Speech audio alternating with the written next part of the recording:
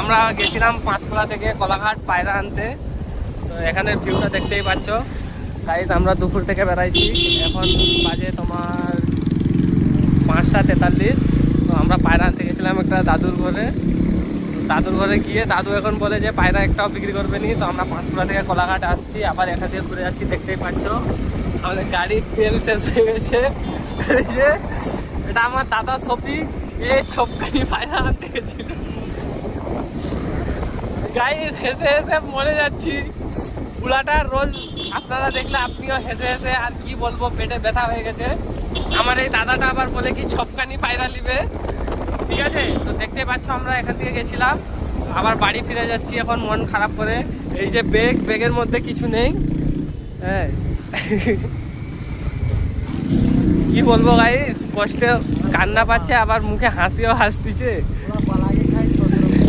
আমার দাদা বলে বুড়াটা ডেকে আবার বলে শালা দিবনি, বলে আমি ছপকানি পায়রা দিব গেছিলাম।